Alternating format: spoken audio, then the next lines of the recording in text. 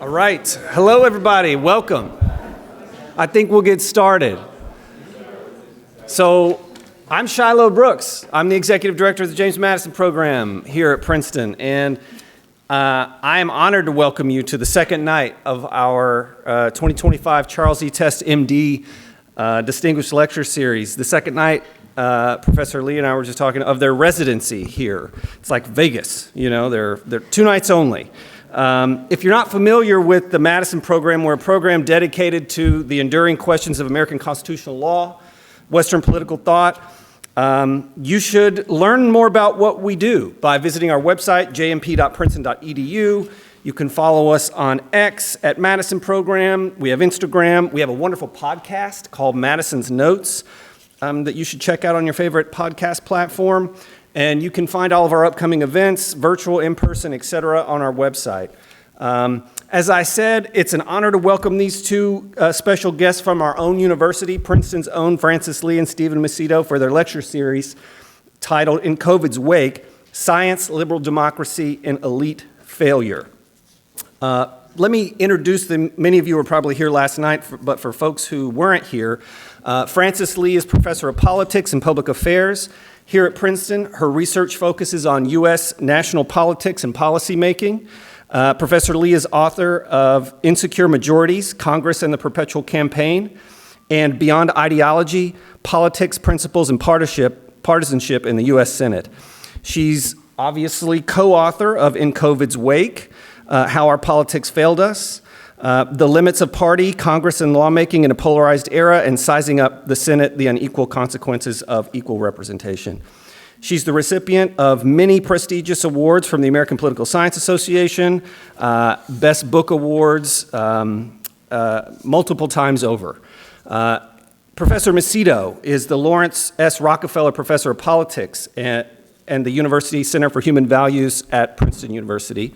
His books include Liberal Virtues, Citizenship, Virtue, and Community in Liberal Constitutionalism, Diversity and Distrust, Civic Education in a Multicultural Democracy, Just Married, Same-Sex Couples, Monogamy, and the Future of Marriage, and the co-authored subject of tonight's lectures, In COVID's Wake. He won the American Philosophical Association's 1997 Berger Prize for Homosexuality and the Conservative Mind. He's a member of the American Academy of Arts and Sciences, a member of the American Academy of Sciences and Letters. He's also the immediate past president of the American Society for Political and Legal Philosophy and a former vice president of the American Political Science Association. This is the final lecture in the 2-night series, and it's titled Noble Lies in Democracy Under COVID. Join me in welcoming Princeton's own Professor Lee and Professor Macedo.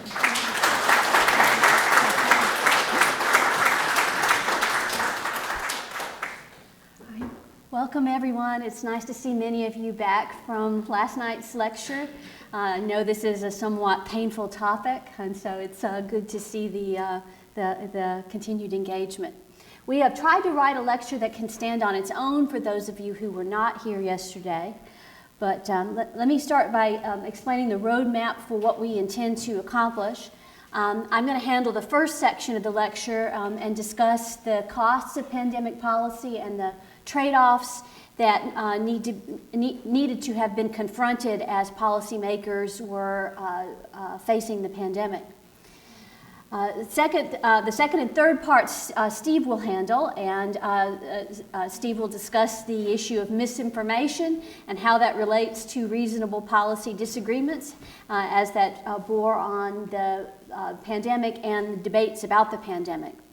And then he will wrap up with what should we learn from all of this? Why did we do what we did, and what can we gather from this for as we look towards future crises?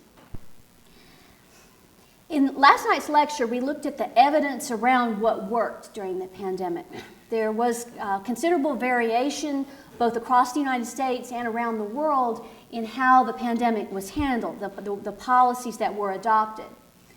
As we review that record today, we see that states and countries that used more stringent policies did not systematically fare better than jurisdictions that pursued less stringent policies in response to the pandemic. We presented data to this effect from our own analyses, as well as discuss a number of important studies that show this lack of a positive association between tough COVID containment policies and pandemic outcomes. Nevertheless, no scholarly consensus has coalesced around the effectiveness of the measures we took. It would be fair to characterize the literature today as unsettled. In short, the benefits of the policies are not clear, they're not known. We're going to turn now to looking at the costs side of the lecture, of the ledger. In deference to weighing the expected costs of pandemic policies against their expected benefits constituted one of the most striking features of COVID policymaking. Key policymakers frankly acknowledged their disinterest in examining the costs or the trade-offs involved, or they would claim that they were simply incapable of making such calculations. Here are a few examples along these lines. When New York Governor Andrew Cuomo was asked about laid-off workers who had not received any unemployment benefits, he just said that minimizing deaths from COVID took priority. He said, economic hardship? Yes, very bad, not death. Emotional stress, being locked in a house? Very bad, not death. Domestic violence on the increase? Very bad, not death. A post-pandemic New York Times interview with Dr. Anthony Fauci, when he was asked about these downsides of the COVID measures, he said, I'm not an economist. The CDC is not an economic organization. The Surgeon General is not an economist. So we looked at it from a purely public health standpoint. It was for other people to make broader assessments. In her memoir, Dr. Deborah Birx said, I understand that many in the White House and around the world had to consider the costs associated with the pandemic. As someone who had spent her entire professional life working to reduce disease-related fatalities, I couldn't perform the mental or moral calculations to derive an acceptable number of COVID-19 deaths if, through simple common sense measures, they were preventable. In the US and around the world, the advisory bodies that were formed to offer recommendations on COVID policy were made up of generalist government officials and then experts in infectious disease. Left out of these discussions were specialists who could offer input on the effects of COVID policy on mental health, on chronic disease, on preventive medicine, on the social determinants of health, including education, unemployment, and social connectedness. In our book, we survey what is known at present about these costs for physical and mental health, for public debt, for unemployment and inequality, for education and social dislocation. In each of these areas, we draw heavily upon the developing secondary literature in these areas. In doing so, we looked for meta-analyses and multiple studies for confirmation of effects. We are not able to go through the research in all the areas in the time that we have today, so we will just hit a few points. We'll start with economic costs, not because they are the most important, but because they are the easiest to gauge. The COVID pandemic triggered the largest ever crisis response in United States history. Congress authorized more than $5 trillion in new spending. The vast bulk of this spending was allocated to keeping businesses and workers afloat through the closures. Only about 10% of all pandemic spending was directed to the costs of hospitals, health care, or vaccine development and distribution. Roughly 10% of the total was also lost to fraud. Gauged by expenditures as a share of gross domestic product, 2020 pandemic aid was bigger than the 2009 stimulus package and the New Deal combined.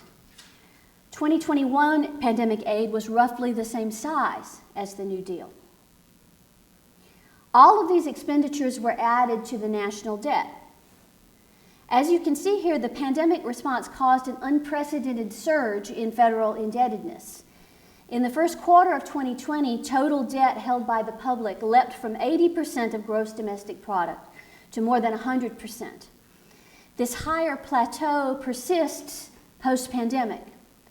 Debt levels are not expected to decline further on current trends, in significant part due to higher interest rates. The higher rate of indebtedness will make responding to the next economic crisis or recession more difficult. Unlike 20th century pandemics, the COVID pandemic saw a massive spike in unemployment.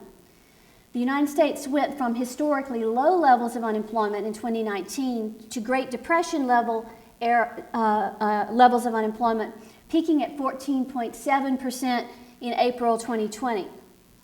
Rises in unemployment were most pronounced among low-wage service sector workers, particularly among women.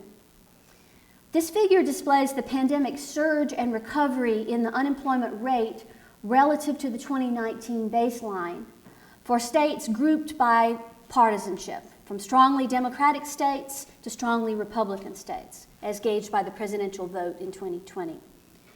Strongly Democratic states, shown in dark blue, saw unemployment rise nearly 40% higher than in Republican states, shown in dark red, relative to those states' pre-pandemic baselines. Republican states had then returned to the 2019 baseline by September 2021. Democrats did not get there for 6 more months. This is likely due to the more stringent COVID restrictions that Democratic states adopted, which we reviewed in our study of the pandemic response in last night's lecture. Even at the very end of the time series, unemployment was systematically lower than the 2019 baseline in Republican states, but not in strongly Democratic states. The massive aid packages enacted during the pandemic fueled the largest ever recorded surges in the personal savings rate. Looking on the right side of the graph here, you can see each of the 3 major COVID aid enactments in the time series, in March 2020, in December 2020, and in March 2021. These high levels of personal savings then in turn drove outsized demand for consumer goods at the same time as pandemic restrictions were disrupting supply chains. This interaction drove higher prices. Federal Reserve policy contributed additional inflationary pressure. The Federal Reserve dramatically expanded its balance sheet, increasing the money supply by 40%.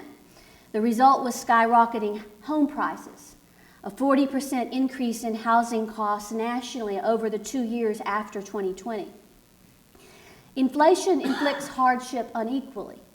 Low-income groups, disproportionately racial minorities, experienced higher levels of personal stress and financial strain due to rising costs.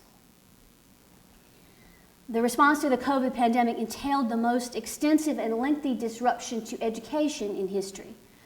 The 2022 National Assessment of Educational Progress, often referred to as the nation's report card, showed unprecedented drops in student learning in reading and math, reversing roughly 2 decades of progress. There has not been any large-scale recovery since then.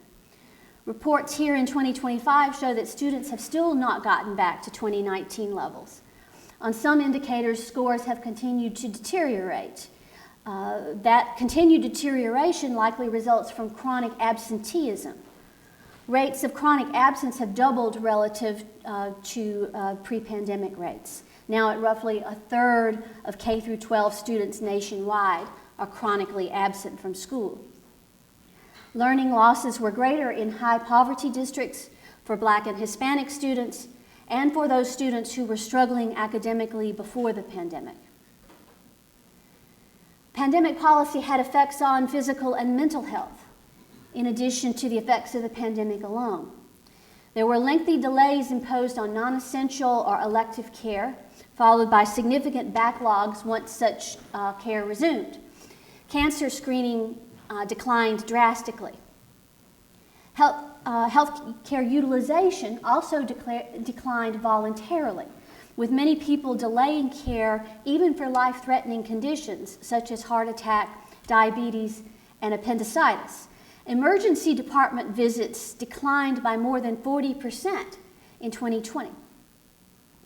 These effects on healthcare utilization are probably a result of complex feedback effects. There were pandemic restrictions on healthcare availability, but those restrictions likely induced fear that triggered more avoidance of healthcare facilities than would otherwise have been the case. These effects are so substantial that healthcare spending and healthcare employment both fell sharply during the pandemic. This is a graph of healthcare employment.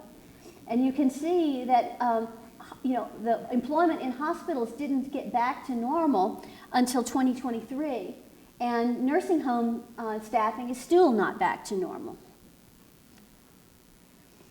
Excess deaths during the pandemic were surprisingly high, even by demographics little affected by COVID.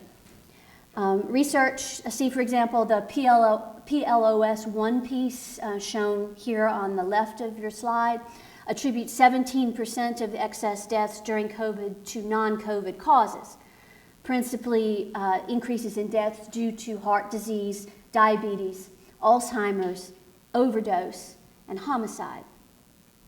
Minority populations were especially adversely affected. More than a third of excess deaths among Black Americans are not explained by COVID.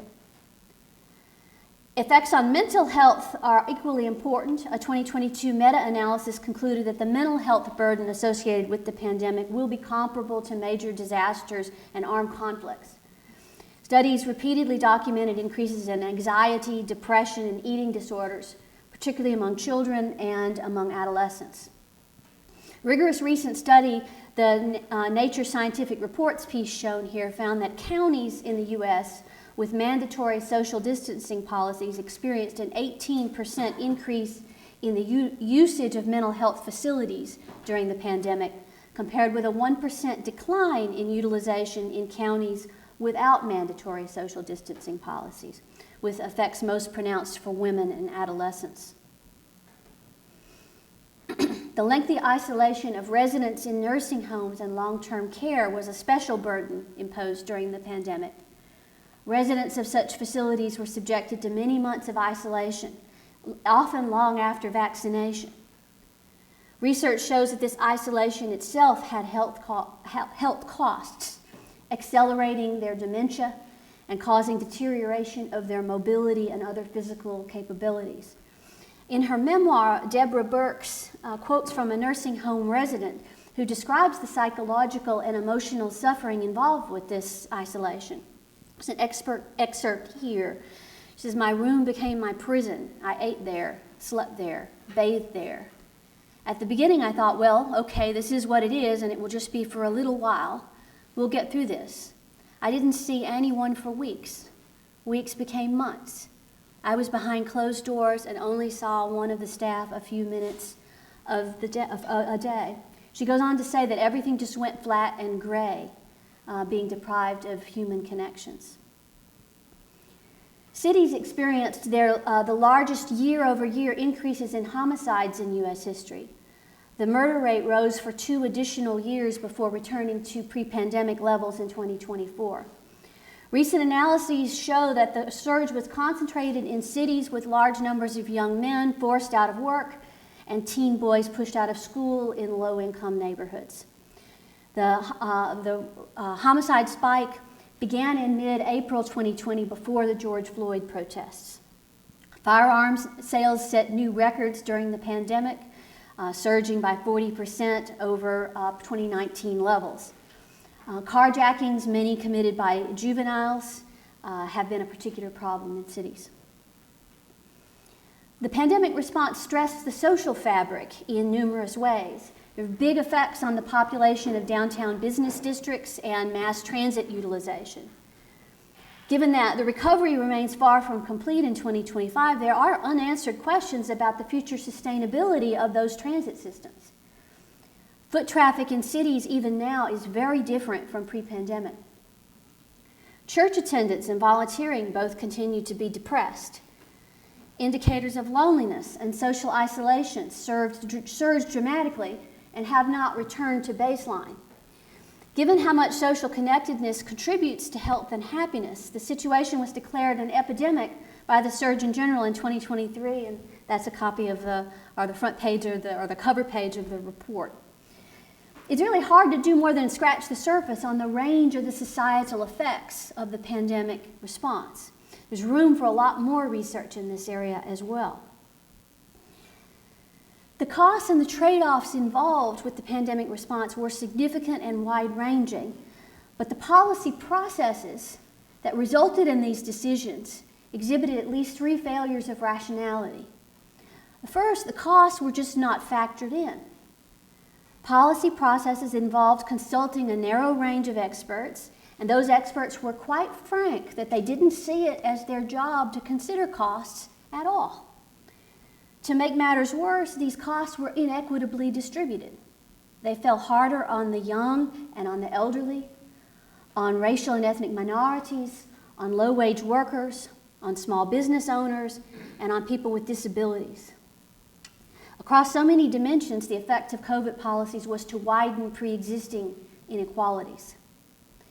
Second, there was an immense focus on short-term goals. You might remember the daily case counts that led the news day after day all through the crisis.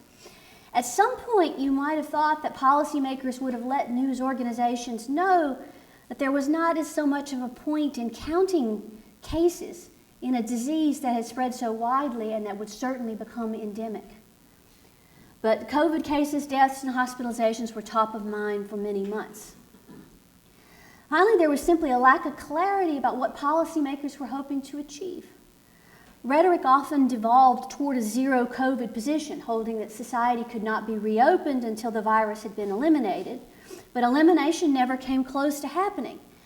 But policymakers never explicitly disavowed that goal, no matter how unrealistic it was. Reopening couldn't happen until it was safe. But what constituted safety? It was never going to be possible for policymakers to declare victory and tell the public that they were as safe as they had been in 2019.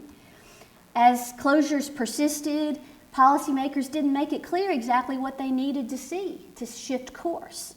And short of the virus disappearing, which there was no prospect of that happening.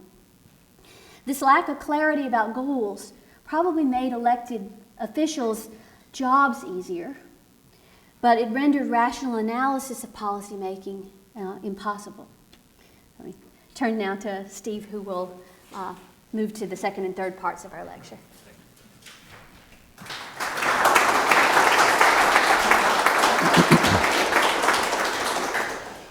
Thank you. So the next part concerns the question of misinformation and things being branded as misinformation or disinformation around COVID, things that were actually a matter of reasonable policy disagreement. So the Journal of the American Medical Association, one of their journals called Network Open, published an article in August 2023 called Public Health Communication of COVID-19 Misinformation on Social Media by Physicians in the United States.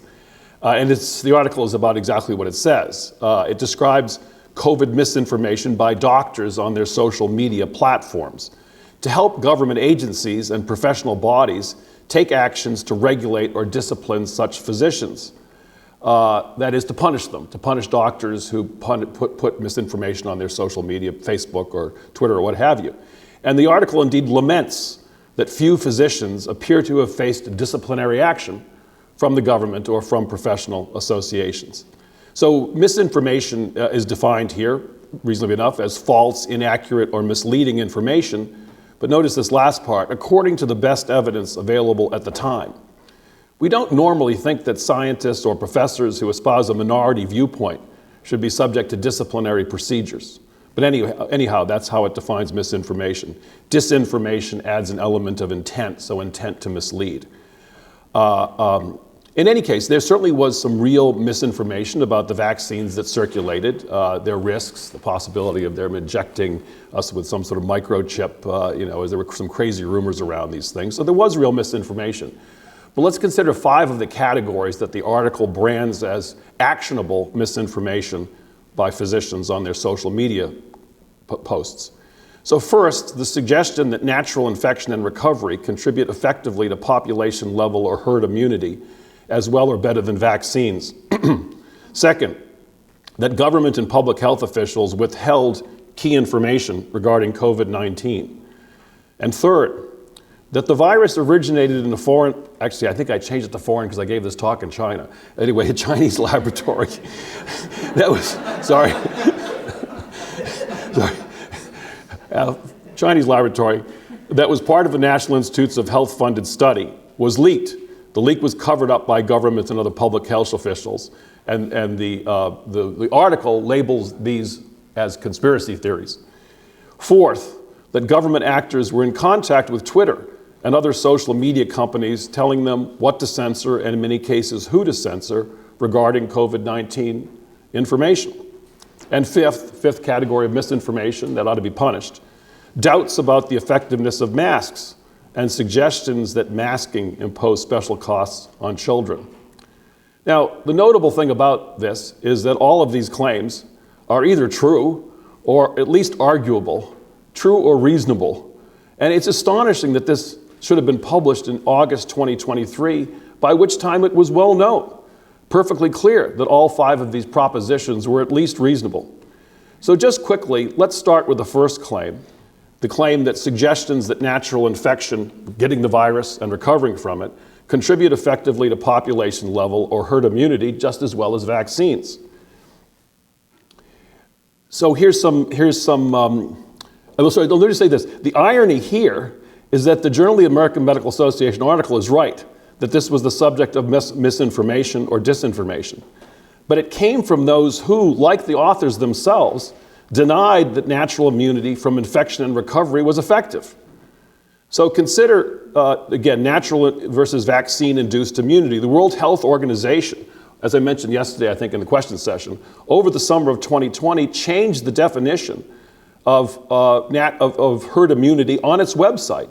In the spring of 2020, the WHO's website reflected the standard scientific and commonsensical view, defining herd immunity as indirect protection from an infectious disease that happens when a population is immune, either through vaccination or immunity developed through previous infection. Both protect against serious disease. That is, enough people have some level of immunity from getting a vaccine or getting the virus. The virus can't spread as easily, and people in the population are protected. That's especially important for those who might be allergic to vaccines and so on, who need that general immunity to spread. But by November 13th, herd immunity, also known as population immunity, was defined on the WHO website as a concept used for vaccination, period, in which a population can be protected from a certain virus if a threshold of vaccination is reached. Now, common sense science was denied in order to encourage people to follow public health guidelines and get vaccinated. But vaccination merely mimics the effects of infection and recovery. So noble lies in the public interest, but people were actually harmed because those people who got COVID and recovered from it had immunity, and the WHO was denying this knowledge on the website. As I said yesterday, those people, knowing that they had herd immunity, might have helped other people out. They might have helped their relatives out. Senator Rand Paul, who's a doctor, knew that he had some level of immunity after he recovered from COVID in the spring of 2020 and volunteered in hospitals and so on. But that knowledge was suppressed, in effect, for the sake of encouraging people to get vaccinated. Who authorized these people to mislead in this way? Oh, and so just to be clear about the studies, these are 3 studies of meta-analyses of studies that were available well before this article was published. So just reading the slide, the first one, quoting, natural immunity confers longer lasting and stronger protection against infection, symptomatic disease, and hospitalizations caused by the Delta variant of SARS-CoV-2 compared to the 2-dose vaccine-induced immunity. This is a meta-analysis from August of 2021. In clinical infectious diseases. The second one, natural immunity acquired after getting SARS-CoV-2 infections appears to be highly effective in terms of protection against reinfections and, more importantly, against COVID-19 serious outcomes, namely illness and death. Efficacy seems to be equal or higher compared to individuals receiving 2 of the mRNA doses. Again, this is 2022. And finally, natural immunity and 2 vaccine doses provide similar protection against symptomatic infection. So there were multiple studies done that made this very clear. The science here is very clear, and it's exactly what would have been expected. In getting infected with a novel virus, our body develops antibodies and an immune memory in the form of T cells. So SARS-CoV-2 is the 5th known coronavirus in circulation. Now, vaccines were lifesavers for older people and people with serious comorbidities. They provided less benefit for young people. Young males in particular seem to have had some adverse side effects in some cases. They still may have been better off getting the vaccine, but people should not have been lied to. that has undoubtedly contributed to vaccine skepticism and distrust in science generally. All right, did public officials withhold important information? Number 2 on that list of misinformation. Here's another quote from Francis Collins, the talk that he gave, the interview that he did at Braver Angels panel in July 2023. We quoted him yesterday, and he said there, "What I did was wrong, because I had plenty of these moments in television interviews. We failed to say every time there was a recommendation, guys, this is the best we can do right now. It's a good chance that this is wrong.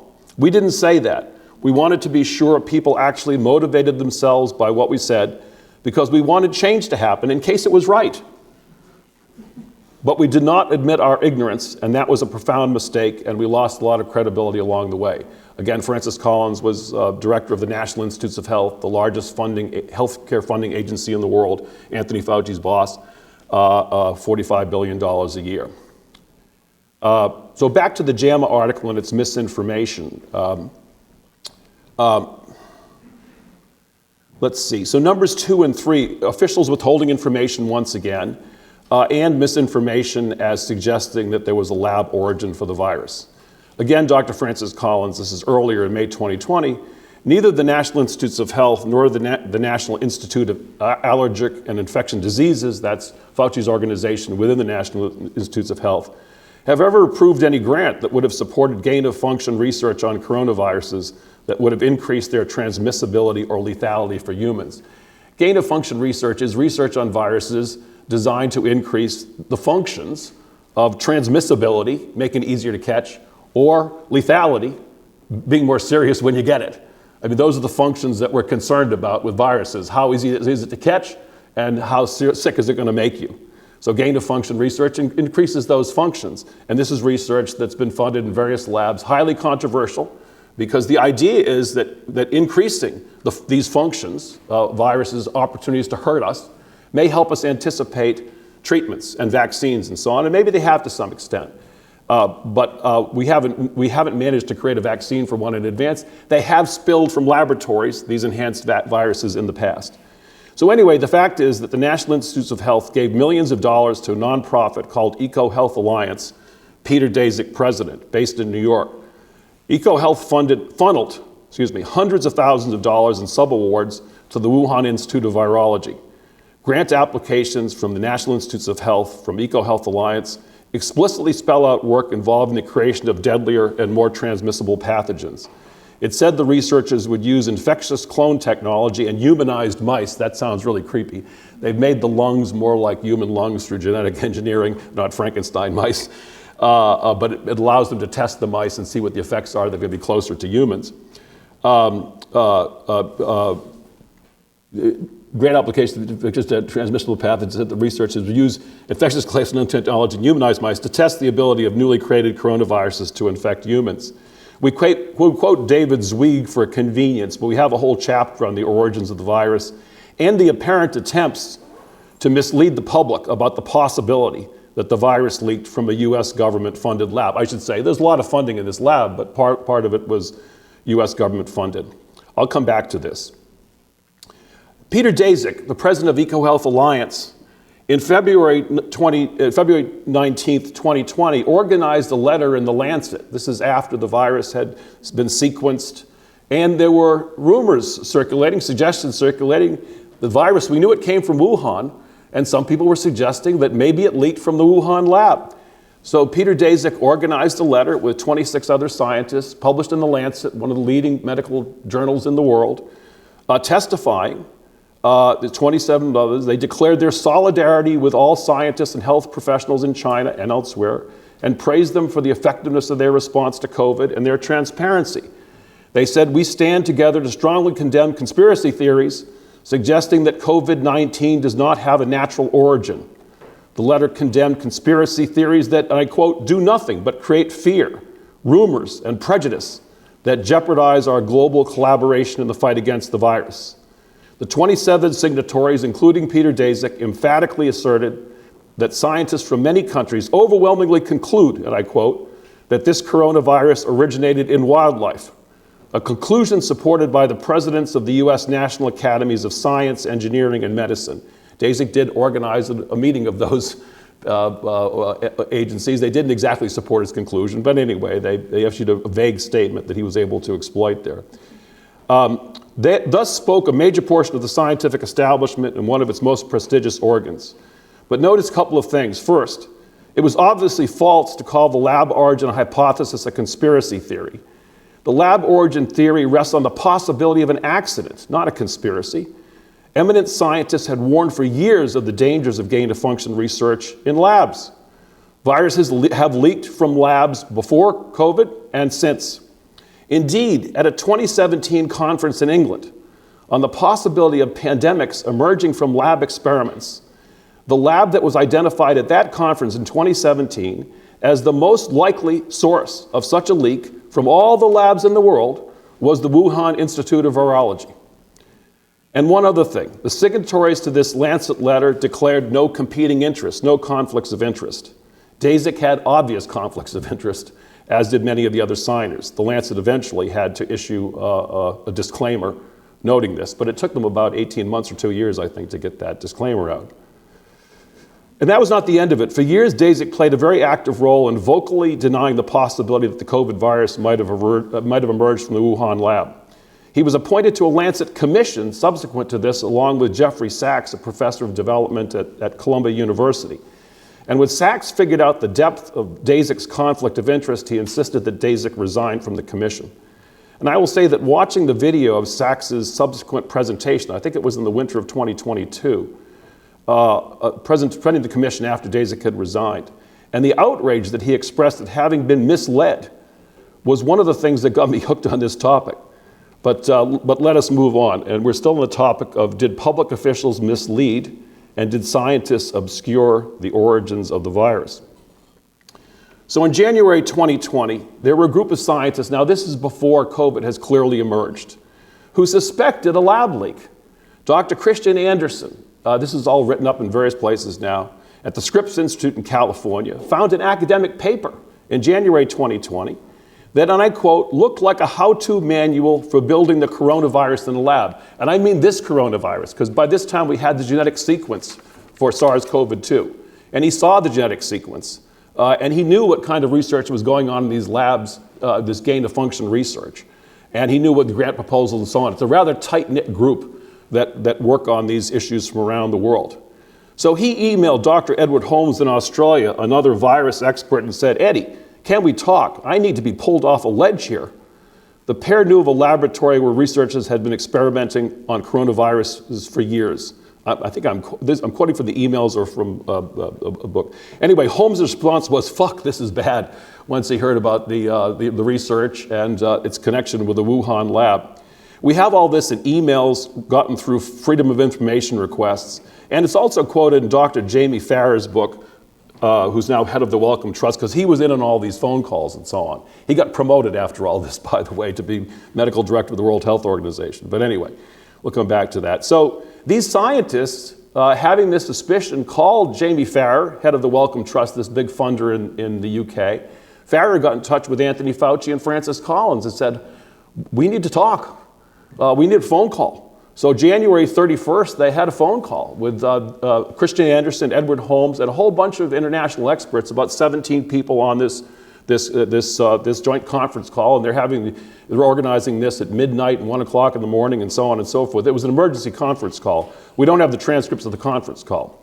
But we do have Slack messages, this inter-office communication messages, that these scientists were sending each other during the conference call, saying what they really thought. So anyway, just to back up, the reversal direction, they communicate their belief, Andersen and Holmes and others, to Fauci, Collins, Jamie Farrer, head of the Wellcome Trust, now promoted up into the World Health Organization. After hurriedly arranged phone calls, Andersen, Holmes, their co-author, Dr. Andrew Rambo, the subsequent paper, and others set out to write a paper after the phone call called Proximal Origins that aimed not to air the evidence that formed the basis for their suspicions about a lab origin for the virus, but to debunk that theory. And in the midst, as I said, of this phone call, which was lengthy, they were sending each other Slack messages that indicated what they thought. So here are the Slack messages from 2020. Rambo, the main issue is that accidental escape is in fact highly likely. It's not some fringe theory. I absolutely agree that we can't prove it one way or the other. We never will be able to. Anderson, although I hate it when politics is injected into science, but it's impossible not to, especially given the circumstances. Rambo, it would be a shit show if anyone seriously accused the Chinese of even accidental release. Anderson to a German scientist sometime afterwards. Our main work over the last couple of weeks has been focused on trying to disprove any type of lab theory. Next, to conclude on Anderson, just one other remark, again during the Slack messages. The main thing in my mind is that the lab escape version of this is so friggin' likely. And this is while he was publishing an article that was taken to be prime evidence that it must have come from nature. It's surprising we haven't read about this in the New York Times. Maybe it isn't. Conflicts of interest and self-interest. During all of this, conflicts of self-interest mixed with public spiritedness. On May 21, 2020, Anderson's lab secured a $1.9 million grant from the U.S. National Institutes of Health, Francis Collins director. In effect, the grant to Anderson was awaiting final approval from Dr. Anthony Fauci as head of the NIAID in early 2020. While these phone calls were going on, a major grant for his lab was sitting on Anthony Fauci's desk. We now know, too, that the CIA's analysis supported the lab origin for COVID during the Biden administration. I think it was 2022 or 23. But the Biden administration withheld the CIA's analysis in violation of the law. And we know this, too. In 2018, a newly formed collaborative group of scientists from the US, Singapore, and Wuhan wrote a grant proposal to modify a bat coronavirus in Wuhan in a very unusual way. The defense agency, DARPA, the Defense Agency for Research and so on, they applied to, did not fund the team because their work was too risky. But in 2019, Dr. Anthony Fauci's NIAID funded this group of scientists. We don't have the grant proposal that he funded, but it was the same group of scientists who had never collaborated before on anything else and haven't collaborated on anything else since.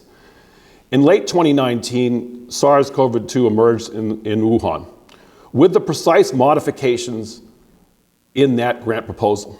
The grant proposal was discovered by an online group in 2020, 2021. Based on this, Alex Washburn, a Princeton PhD in mobile, formerly now a kind of distinguished scientist in industry, says, and I quote, "It's likely beyond reasonable doubt that SARS-CoV-2 emerged as a consequence of research proposed in this grant. What we didn't know until recently was whether the research proceeded, with U.S. government funding or not. But we did find he put online only in January 2025, a 2018 progress report of research funded in Wuhan by the Fauci's NIAID that succeeded in enhancing the transmissibility of the bat coronavirus 10,000 times. That is, the research succeeded in making a bat coronavirus 10,000 times more transmissible than it was in nature. Now, all they needed to do was to make it more lethal, and then we'd really be onto something. That is indisputably gain-of-function research, and it's a grant proposal. It's a progress report to the NIAID. I just put it up, an excerpt from it here. I won't try to read it. It's just there's all this technical stuff. But again, mice challenged and so on and so forth. But that's an excerpt from the actual document, the 2018 NIAID grantee report. All right, so moving along. Number 4 on the list of items described as misinformation in the Journal of the American Medical Association article, for which doctors should be disciplined by professional associations or government, is government officials telling social media executives what to censor and who to censor regarding COVID-19 information.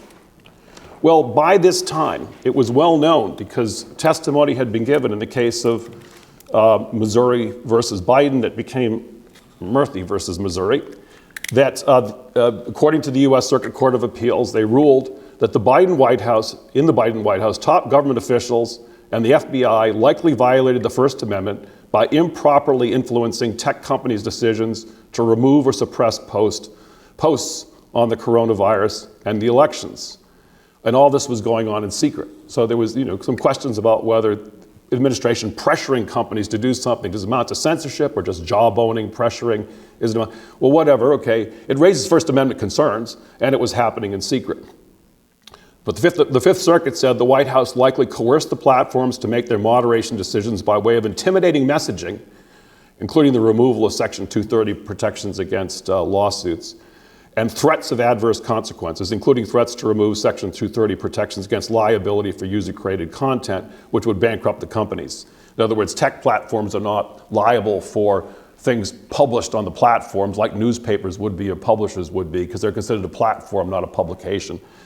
The government threatened to revoke that if they didn't comply with the government, with the administration's instructions to censor certain information. And some of that information that they instructed them to remove, they admitted to be true, but they thought it was unhelpful, like true information about vaccine side effects. Now, the case was reversed by the Supreme Court, I think, mainly on jurisdictional grounds, saying that neither the individual nor the state plaintiffs established standing in this sort of case. So they didn't really address the First Amendment concerns with any substance. And so, there's a question. But there's a question as to whether the pressure exerted by coercion. But this pressure was exerted in secret against a wide variety of people who disagreed with administration policies, including Jay Bhattacharya and others, even when it was admitted that the claims being advanced were true or likely true. And it also, of course, included people advancing what was called election misinformation, concerning things like Hunter Biden's laptop. Masks. The fifth item on the misinformation list. Well, the Cochrane Library review that was done 2020, 2023, and this was the third or fourth or fifth revision, concludes, and this is a prestigious British association that does these meta-analyses of studies. So they try to figure out which ones really have good methodology, which ones are, and they've done this a number of times. They had one coming out in the spring of 2020, when after COVID struck, but the editors wouldn't let it be published because it said that there's no evidence that masks are effective, and they didn't want to put it out at that time. But the report did say when it was eventually published, wearing medical surgical masks in the community probably makes little or no difference to the outcome of laboratory-confirmed influenza, SARS-CoV-2, compared to not wearing masks. N95 respirators, that's the very tight-fitting ones that need to really be personally fitted to you, N95 respirators as compared to medical surgical masks probably make little or no difference to laboratory-confirmed infections, though the evidence is rated moderate certainty. We have a chapter on the debate over mask effectiveness and the over-claiming that took place on both sides to some extent, including some warring New York Times op-eds by Bret Stephens and Princeton's own Zeynep Trefexi. The evidence, I quoted some of this yesterday, for the effectiveness of masks in all the pre-COVID pandemic plans that we've seen, it was rated very low. And there's a great amount of skepticism about the value of wearing masks. And of course, I quoted Anthony Fauci, who was asked in 2019, the next pandemic, should people wear a mask? And he immediately breaks in and says, no, avoid that paranoid stuff. Stay healthy, get a good night's sleep, relax, and so on. And Anthony Fauci said that quite emphatically in 2019. Just before COVID struck. Now look, Bret Stephens said this in the New York Times, fair enough. No study or study of studies is ever perfect. Science has never absolutely settled. What's more, the analysis in the Cochrane report does not prove that proper masks, properly worn, had no benefit at an individual level. They're looking at, can you find population level effects? People may have good reasons to wear a mask, and they may have discipline to wear them consistently and properly. Their choices are their own. But the ineffectiveness of masks at the population level did furnish an argument, I think, for not mandating them to the extent that we did. And we should acknowledge that the debate about masks was not about following the science, both because the science is uncertain and because there are costs of wearing masks for interpersonal communications. There was much uncertainty.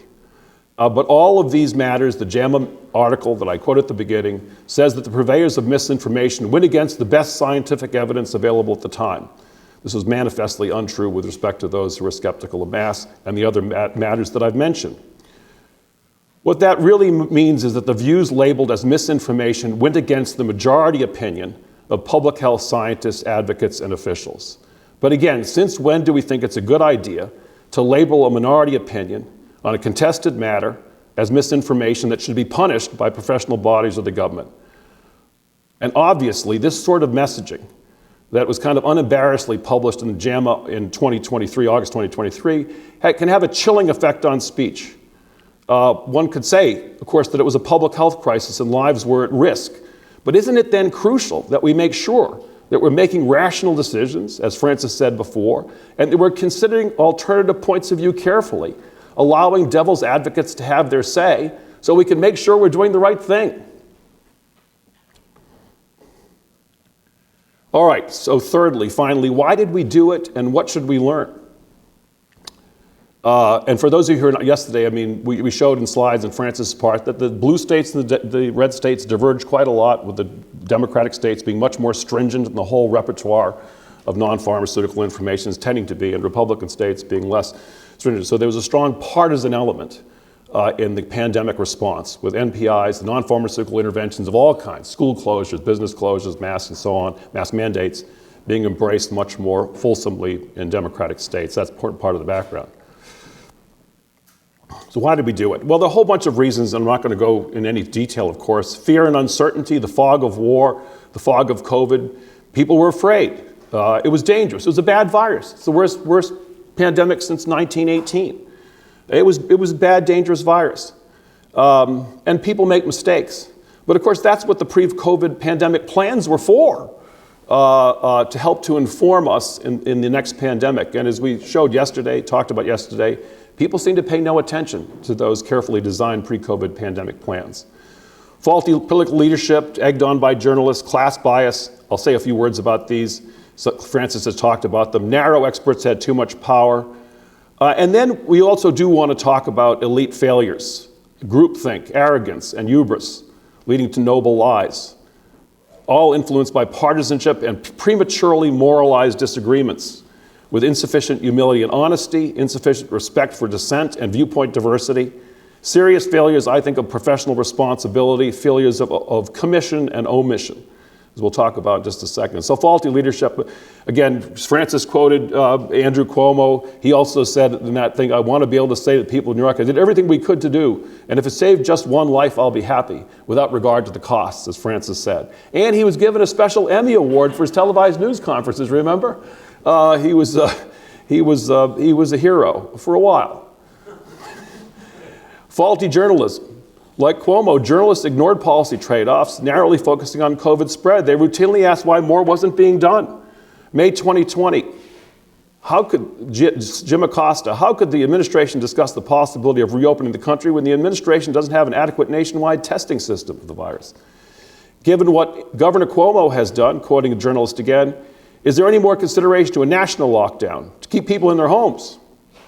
White House AP reporters, CDC guidance being balanced by economic concerns and other prerogatives or values, or based on strictly health and safety, which is to say people would be scolded, it seems, if they took into account anything except the single-minded focus on limiting deaths from COVID, which led to the ignoring of the costs that Francis talked about.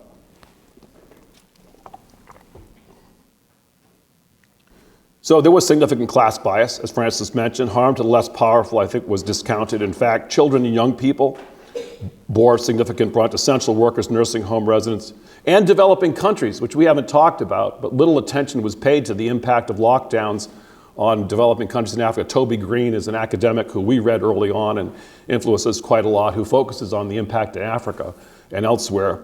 And nobody was talking about that during COVID either. What would be the impact on developing countries of these economic shutdowns? Anyway, you could say COVID policy was made by and for older members of the laptop class. Too much power to narrow experts, as Francis mentioned again. Burke said, plus the other things, that I could simply not tolerate the notion of having 10%, 1%, even 0.1% of Americans die of preventable death. So I ignored everything else, aside from minimizing the cost of death from COVID. Again, Francis Collins, here's another quote from the Braver Angels panel on July 23rd. If you're a public health person, you have this very narrow view of what is the right decision. And that is something that will save a life. It doesn't matter what else happens. So you attach infinite value to stopping the disease and saving a life. You attach zero value to whether this totally disrupts people's lives, ruins the economy, has many kids kept out of a school that they never quite recover from. This is a public health mindset. And I think a lot of us, in trying to make those recommendations, had that mindset. This was an honest set of remarks that he gave at this panel. He hasn't followed them up particularly. Elite failures. So just quoting a couple of things that we've found resonant in sort of thinking about this. One is from the Irving Janis book, Groupthink. I'd be curious as to what others think. Groupthink and mutual reinforcement of bias in like-minded groups. So this is a quote from Janis, or maybe it's Cecil Block quoting Janis. The shared belief that we are a wise and good group inclines elites to use group concurrence as a major criterion to judge the morality as well as the efficacy of public policies under discussion. Since our group's objectives are good, the members feel any means we decide to use must be good. This shared assumption helps the members avoid feelings of shame or guilt about decisions that may violate their personal code of ethical behavior, like not telling the truth. And in addition, negative stereotypes of the enemy help enhance their sense of moral righteousness, as well as their pride in the lofty mission of their group. And under the conditions of the extreme polarization, partisan polarization of our times, the other or the enemy may be the members of the other political party if the view is in the wrong. One of the things we went back to, which I hadn't looked at in a long time, was Cecil Block's book on lying from the 1980s and 90s, which I just sort of stumbled across it. And she actually spends quite a lot of time there, not just analyzing lying, but analyzing the tendency of elites, educated elites, to believe that they're justified in lying to the masses for their own good. So in Block's critique of this, she says, we cannot take for granted either the altruism or the good judgment of those who lie to us. Those who make such calculations are always susceptible to bias. They overstate the likelihood that the benefit will occur and that the harm will be averted. They underestimate the chances that the deceit will be discovered and ignore the effects of such discovery on trust. They underrate the comprehension of the deceived citizens and their right to make reasoned choices. And most importantly, such a benevolent self-righteousness disguises the many motives for political lying, which could not serve as moral excuses. The need to cover up past mistakes, the vindictiveness, the desire to stay in power.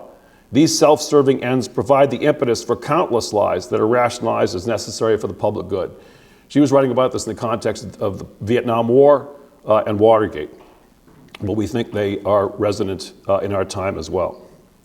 So elite failures in science and the academy, this is a piece by Corey Clark and others. I mentioned it yesterday, fall 2023, called Pro-Social Motives Underlying Scientific Censorship by Scientists. Just a few quotations of this. 96% of the statistical errors directionally support the scientists' hypotheses, suggesting credulity among scholars towards favorable outcomes, that is, research outcomes that they approve of. But even more so now, scientific censorship is now often driven by pro-social concerns for the well-being of human social groups. Scientific journals are now explicitly endorsing moral concerns as legitimate reasons to suppress science.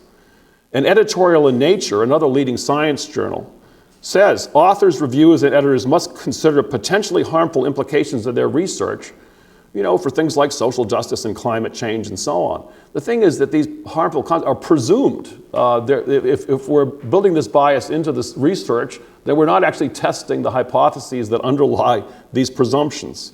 So in effect, editors are granting themselves vast leeway to censor high-quality research that offends their own moral sensibilities. Made worse, again, by our polarized and moralized partisan identities. 2020 was an election year. Trump was on the ballot. So that undoubtedly made a difference. On the other hand, after Trump lost the election, nothing really changed. People didn't say, okay, now we can start telling the truth about these matters. That didn't happen. There's been tremendous issue sorting by political parties. And on COVID, there was an alignment of people on one side or the other partisan divide on virus origins, masks, the cost of NPIs. Why should people have lined up by political party on these kinds of issues? Well, we live in a time of intense affective polarization. Political identities are now basic. People loathe people on the other side of the political divide.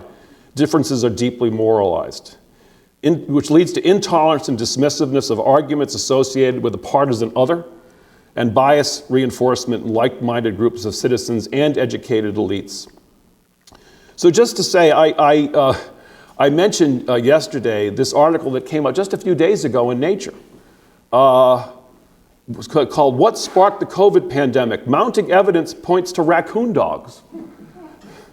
Mounting evidence, February 21, 2025. Mounting evidence points to people catching the virus from a wild animal or animals at the Huanan seafood market in Wuhan, China. The article quotes only 6 people.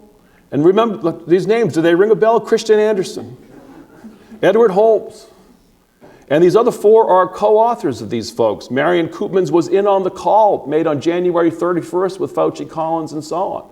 She was on that call. Angela Rasmussen was one of the first people and the most vocal people to call the possibility of a racist conspiracy theory. She has said this repeatedly. Jonathan Picard and Michael Warby are co-authors. And these are the only 6 people quoted in the article. It doesn't make the slightest pretense of considering both sides of the issue. So these are the 6 only people quoted. The Addison Holmes were quoted after, so on and so forth, yes. So Richard Ebright up at Rutgers said about this article, Francis didn't want me to quote this, since it goes too far, but I think Ebright's probably right. He said about this on Twitter, the writer, the editor, and each and every person quoted in this article knows SARS-CoV-2 entered humans through a research incident. They are lying. They know they are lying. We know they are lying, and they know we know they are lying. I think that's probably quite correct. Moral lessons, well, whatever. The need for greater toleration and respect for dissent, openness and transparency in science and science journals, and the acknowledgement of conflicts of interest. Greater humility on the part of experts and elites. Greater honesty, acknowledging uncertainty and telling the truth. Perhaps not rewarded in our politics and communications, but these are the core virtues on which science, journalism, and the academy depend. So we could welcome criticism, elites checking elites. Graham Allison wrote along these lines in May 2020. We need a red team, devil's advocates to question our assumptions. People ignored them. Robert McNamara eventually concluded the same thing in the wake of Vietnam, concluding that they stayed in Vietnam because no one ever questioned the assumptions that we ought to be there and challenged their points of view. Such ill-founded judgments, said McNamara, were accepted without debate by the Kennedy administration, as they had been by its Democrat and Republican predecessors. We failed to analyze our assumptions critically then or later. The foundations of our decisions were gravely flawed. Policy follies. Listen to the other side. Odi alterum partem. Let the other side be heard. It's a fundamental norm of public debate, public consideration. And so finally, just let's consider from the point of view of academics, the 1915 Declaration of Academic Freedom and Tenure, the American Association of University Presses, defines 3 core functions of academic institutions. First, to promote inquiry and advance the sum of knowledge. 2, to provide general instruction to students. And third, this is often left out, to develop experts for various branches of public service, and presumably to inform processes of policy making. And that's a responsibility of academics, to try to inform public debates and to be willing to speak the truth even when it might seem uncomfortable from a partisan point of view.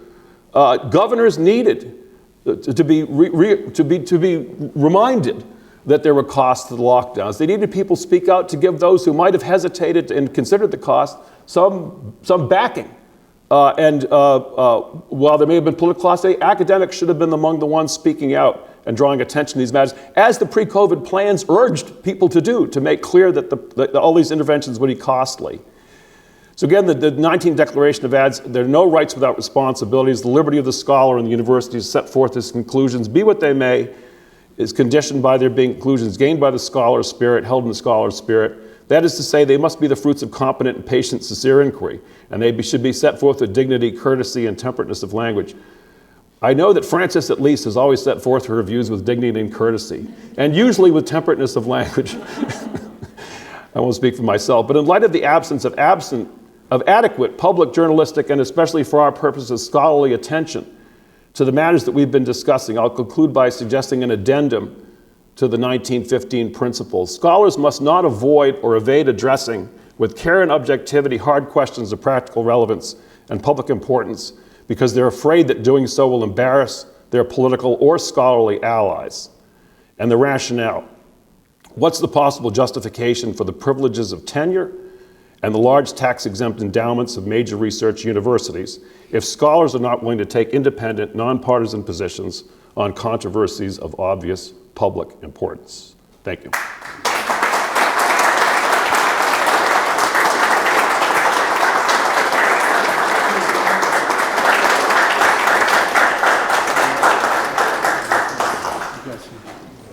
All right, so we have some time for questions, and we have a tradition in the Madison program of taking student questions, graduate student, undergraduate student, high school student questions first. Are there any young people with questions? Well, you're all young. Don't take that the wrong way. But are there any students with questions?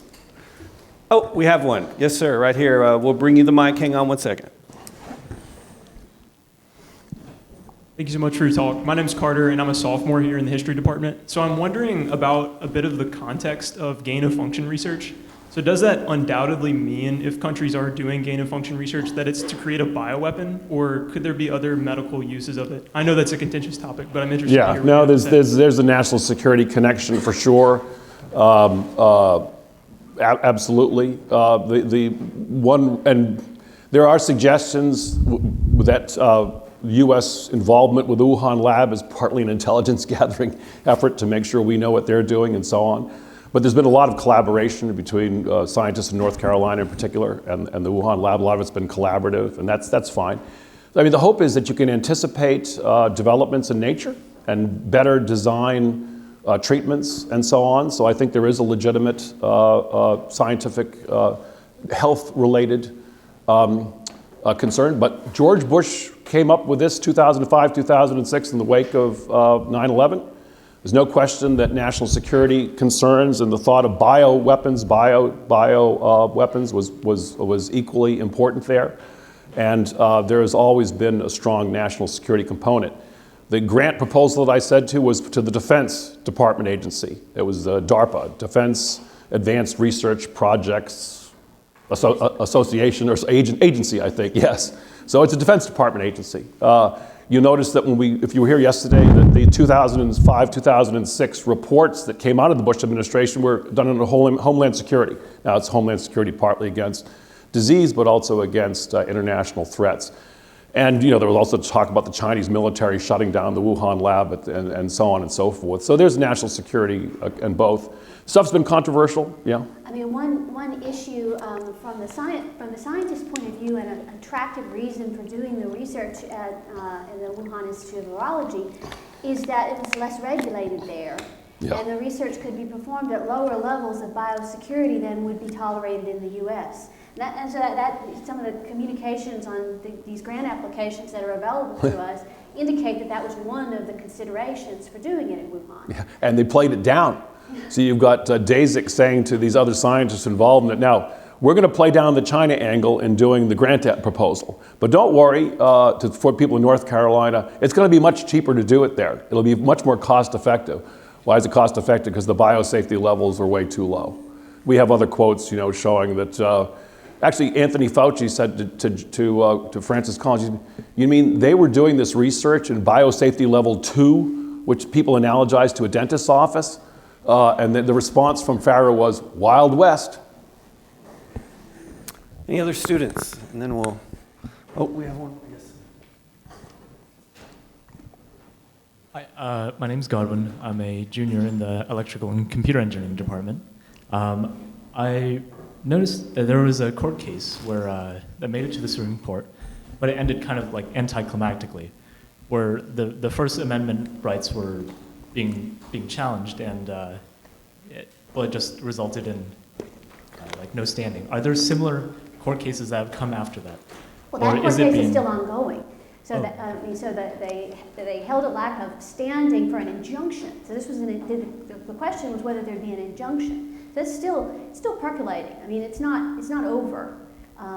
So they haven't been presented with the question separate from the context of a request for an injunction.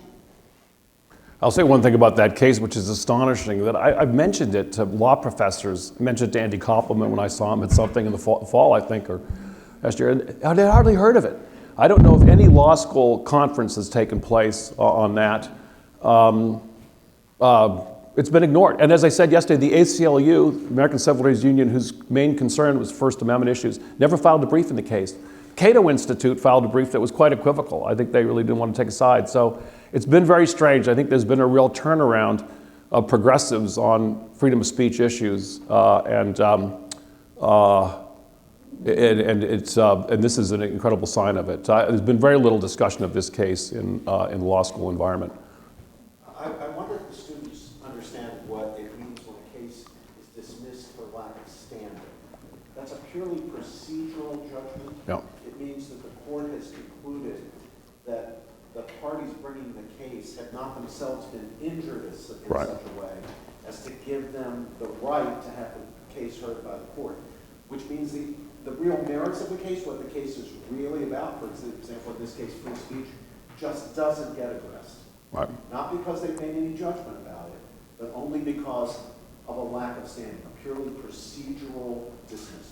Yeah, what the court said in this case is, well, the Biden administration has said they're not going to do it anymore. So you can't show the future, you have future harm. So that's one of the proceedings of standing, that you have a prospect of suffering from this.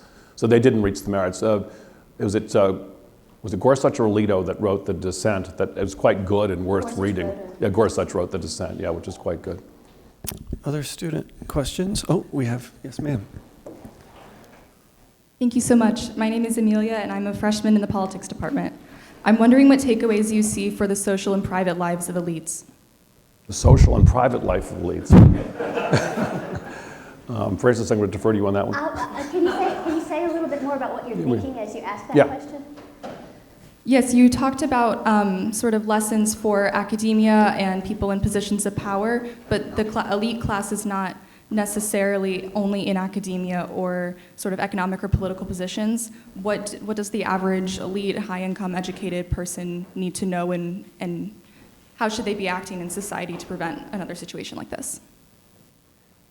Well, I think we might say something about institutional responses, if you don't mind. So one of the person that we quote, actually Francis put me on to, is Louis Anthony Dexter, who wrote a chapter on Congress in the book in the mid-1960s. And it's a terrific book. One of the things he talks about for Congress is its role in overseeing expert agencies. And he emphasizes very strongly, and this is in some ways similar to the Bach and the groupthink we talked from Irving Janis, that educated elites have their own biases, and they tend to come from similar institutions, and especially when they're in agencies, they develop a common culture. They talk to each other, they reinforce each other's views.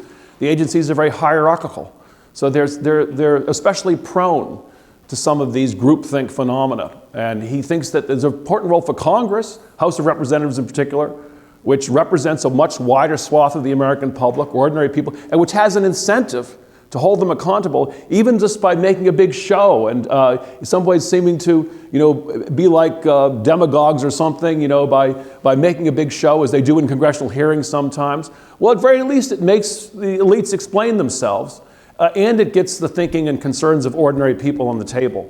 So one of the things, there needs to be more diverse group of elites checking each other, but the voices of ordinary people also need to be represented, so that when people bear costs, which differ quite a lot, based on class and ability to stay home from work, as Francis talked about yesterday, or not, all the essential workers, that those voices are brought to bear to election. So I think those elites must be, when they're policy making, must confront non-elites more seriously. Other students? Okay. Professor Conte, did you have a hand up a moment ago? I did. Okay. I was going to let it go, but you remembered me. Yeah. I'll always take it. I am a professor after all.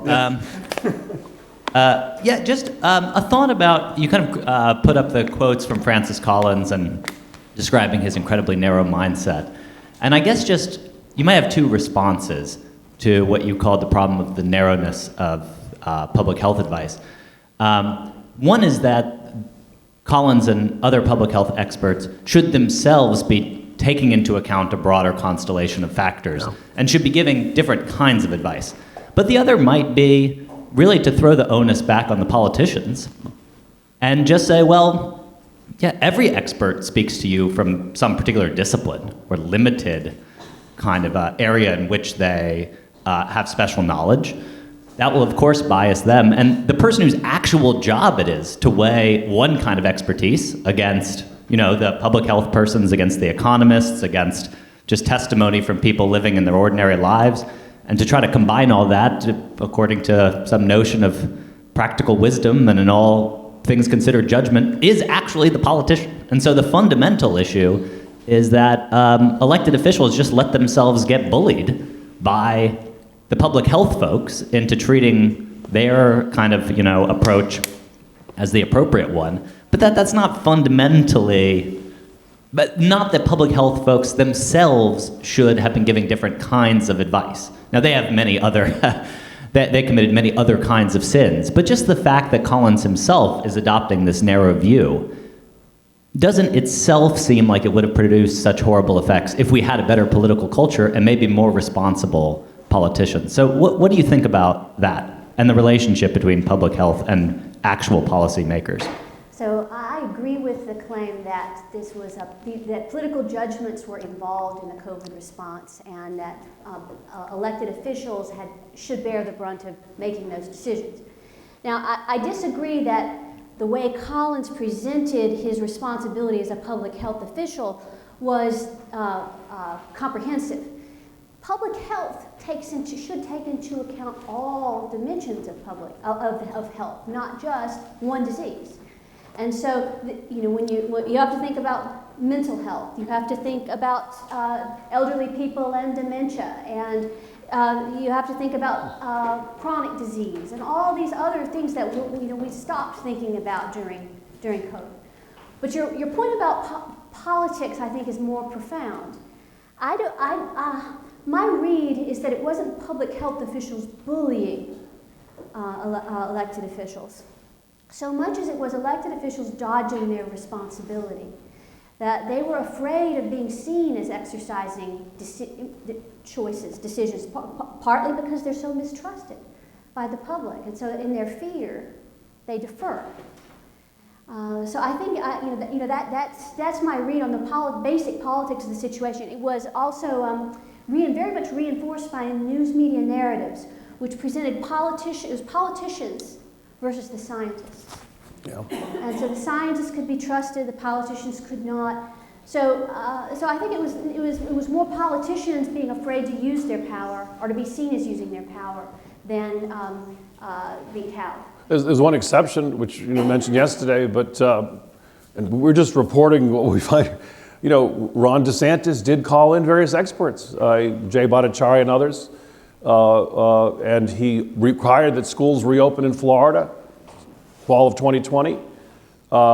He might have suffered for that politically. Elderly population in Florida, it was a responsible decision, and he would have borne the consequences if it had turned out very badly. But he did what governors are supposed to do, which is consult a wider range of experts, and he made a decision informed by people who were quite leading experts. Of course, people that were being condemned in the news media by progressives who brought in the great Barrington people, and I think also Scott Atlas at some point. Well, he was censored too, and they took Yes. down Yes. the panels that he held They took as down governor that of Florida, panel. which Yeah, was that They took panel down that discussion panel, was yes, taken in down Florida, from yeah. YouTube. Yep, that's right. Yeah. That was one of the things that was censored, yes. That's misinformation, a governor consulting with a wider range of experts. Right. All right. Yes, ma'am. Yeah, right here, and then we'll come back. The middle? Yeah. Hi, I'm just kind of appalled by the press in this whole incident because they just seem to have acted as stenographers for Fauci and the whole, institution, NIH and so forth. And now the COVID vaccines have the highest number by far fatalities reported ever in VAERS. I think it's 37,000 at this point. I saw a press conference in Japan where they had doctors from every specialty asking for the vaccine to be withdrawn. There is no reporting whatsoever about that here. So it's not just during COVID, it's now after COVID. And during COVID, there were the ticker tape of all the people dropping dead all day long, the next day some more deaths. But now, on this thing, nothing, or very, very little. The Times ran one little pathetic article, I think in May, and that was it. So I wonder if you could comment, I wasn't here yesterday, but about, just what is the press, why aren't they reporting two sides or three sides or other opinions in this whole incident? Why did they suddenly assume this geisha role toward the health establishment? I mean, just one point about that. The business model of major media organizations has changed. It used to be driven by subscriptions and ads. Ad revenues were very important, and everybody buy the newspaper to get coupons and see it was on sale at Sears and so on and so forth. The ad revenue's been lost. It's leaked out to social media companies, so newspapers, and especially, depend upon subscribers. And subscribers often have a kind of brand that they're looking for. They're not looking to be contradicted. So the readers of the New York Times and the Washington Post, they may worry to some degree about, it's kind of a team. So now there are good journalists. David Leonhardt came with us to the workshop that we had, and he's been good on this. And there are some good journalists. The Vanity Fair did some very good pieces very early on, Catherine Ebon, on the lab leak and other kinds of things. So there are people out there, but they are a minority of voices. And there's been a remarkable amount of inattention to this. Some of it's the unpleasantness of the whole experience, as Francis mentioned. We talked to some journalists last week in DC, and some of the most thoughtful people we know just, I think, sort of tuned out, in May 2020. But there's also a censoriousness around this, and I think it's associated with partisanship and a not wanting to say things and report things. And maybe besides, I mean, the nature thing is impossible to believe. We're talking about journals here now that when people come up for tenure and so on, they say, so-and-so published in Nature, in Scientific American, and these are considered to be the leading journals. And you get this kind of stuff being published, and I don't hear the outrage about it. I mean, even if you doubt, that it leaked from the lab and so on, at least it's outrageous that you're not making the slightest effort. There's not even a fig leaf there. There's one sentence in the article that says, well, some people still believe that it might have leaked from a lab. I mean, so it's really kind of outrageous. And the editor of Scientific American had to resign, of course, in the wake of the election because she said that Generation X were a bunch of fucking assholes because they elected, they swung towards Trump. And she had been very political for quite a long time, but then finally had to resign because of this intemperate tweets that she sent out on election night. Kind of overdue. So that's science journalism. But there's a lot that's been done by, and that's the Scientist Journal that we quoted from Nature magazine, in effect. So there's a lot of unwillingness. Nicholas Wade published a lot of this stuff very early on. He's a former science writer for the New York Times. He testified in Congress. He'd written some things on race and IQ, and I don't. It's one of the most lucid pieces on. Yes, it's terrific, absolutely terrific. And he couldn't get any, despite a great resume, couldn't get any outlets to pick it up. He wound up publishing it in Medium. Medium, yes, it's an online thing. So it's, yes, an unwillingness to confront hard questions. I mean, this is the kind of stuff, the lab leak, the Wuhan lab thing, that's the kind of thing you would have expected 60 Minutes, Mike Wallace, to be knocking on the door of the Wuhan lab, those of us who are senior enough to remember, what's going on here? None of that. So it's rather shocking. And then the other thing is the absence of academic conferences. I mean, as we mentioned yesterday, we went to one at Stanford. There's been very little here. We've not managed to get our scientist colleagues interested in this. Shirley Tillman did come to the workshop we did and so on, but we've invited folks before, and they've been otherwise engaged. So anyway, it is dispiriting. My question was in that same territory, so I'll defer. Okay, all right. Yes, sir. Back, right. Yeah, he's. Well, permit me, first of all, thank you again for the very honest work that you've done. So permit me to be one to express some outrage at the findings that you provided us to here. You've shown us evidence of outright lying by senior government officials. Where's the justice going to be? Where's the accountability going to be for this? Have you not actually written the first draft of a class action lawsuit against Francis Collins, Deborah Birx, and Anthony Fauci for criminal racketeering to defraud the American public? We talk about threats to democracy. Why is this not like an enormous threat to our democracy? Just to say one thing, there's a book by Sandro Galea, who's head of the School of Public Health at Boston University, called Towards a More Liberal Public Health. And he sort of kept a diary during quote COVID and their kind of entries, his own thoughts on his own profession. He's the dean of public health at Boston University. And he points a lot of this out, that the public health mindset has been highly paternalistic, by various standards. We have a friend and colleague at Rutgers who sent us these emails. I sort of meant to quote those, saying, "You don't understand what public health is about. Public health people think citizens are stupid, and messages need to be simplified." He's telling us all this as though we don't know what we're talking. Anyway, naively expecting, But anyway, there is pushback out there. Paul Offit at UPenn CHOP has very nice writings on COVID, and he says, look, you have to tell the truth, tell it with nuance, and so on and so forth. But there needs to be a reckoning within public health for sure. Unfortunately, it is a very politicized discipline. There are people that have called, there were people in public health calling them to shut down the Stanford conference we went to. They're telling the president of Stanford should not have allowed it to go forward. And this is in October 2024. Because people are raising the sorts of points that we raised here today. The scholars at Texas and elsewhere are saying that President Princeton should shut down this conference at Stanford. Anyway, yeah. We have maybe one more if there's time for one. Yes, sir. This will be the last one.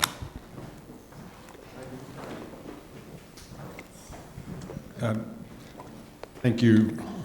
Both 2 days of really stimulating, really important discussions. What impressed me the most was the way you combine the failures to accurately present NPI research to the public and to incorporate it into policy decisions that were made, and then the costs that inflicted that failure, as you described so accurately today. The lab leak theory, which I believe, and I'm as horrified as you are by the way in which it has been suppressed, I don't see, other than the principle and of being honest with the public, I don't see what was the huge cost. If early on they had been more open about the origins of the virus, would that have changed all the rest of what you've documented? I mean, it wouldn't change our book very Yeah. much, but field of virology is very on the line here, because there are many scholars that do work on modifying viruses that can change their functions. So there's a lot of work in this vein. And then the idea that research work of this kind could have caused such a catastrophe, that this is a real threat to the whole field of virology, is how they see it, and their funding, and also the government regulation around it. So there's a strong interest on the line here, and science journalists were not alert to those interests with respect to the lab leak, and so they tend to treat scientists, well, you can just trust scientists reporting their research to us. That's normally how science journalism works. It's quite willing to accept what scientists tell them. But in this case, some skepticism was warranted because their self-interest is very much on the line. But and let's all remember, this is extremely damaging. This research is ongoing. It's extremely dangerous. People that study it say that it's a threat to the globe on a par with nuclear weapons or worse. So it's extremely dangerous research that many scientists have said is not worth the risks. Fauci and Collins happen to be defenders of it. They wrote an op-ed in the Washington Post in 2011. It's extremely dangerous. So it's dangerous in a forward-looking way, not just looking back. The research is still going on, and the research is about making. There's just been reports in the newspaper that India is going to start building labs to do gain-of-function research, so there's a fundamental question about whether this research ought to be going on, under what conditions, and so on. And the technology is going to become more and more easily available. So it's a matter of present concern, not simply historical interest. Yeah, as we close down and before Shiloh thanks our distinguished lecturers, I wanted to call attention to two upcoming lectures in the Madison program. On March 19th, we'll be hosting Rob Henderson, author of Troubled, a memoir of foster care, family, and social class, for a lecture entitled Class, Status, and Luxury Beliefs. That will be moderated by Professor Conti. And then on March 27th, we'll have our annual Walter F. Murphy Lecture in American Constitutionalism, and our Murphy lecturer this year is Garrett West of Yale Law School, who will be talking about very interesting and much neglected topic of constitutional private law. And now, before handing it back to Shiloh to finish things up, I just want to say that it is customary, of course, to thank and congratulate the test lecturers for the fine lectures. But I want to thank and congratulate both of you, Francis and Steve, for more than that. Not only is the book that you've published and the lectures you've given us a public service, but you, in writing the book and in giving these lectures, are practicing precisely what you were preaching: dedication to truth, the courage to speak out, even knowing that you're going to draw some pretty heavy fire in the face of contradicting widely held assumptions and dominant views and orthodoxies. And in doing that, you set an example for our students, for those of us on the faculty, and for our fellow citizens. So thank you very, very much. Yeah, thank you all so much.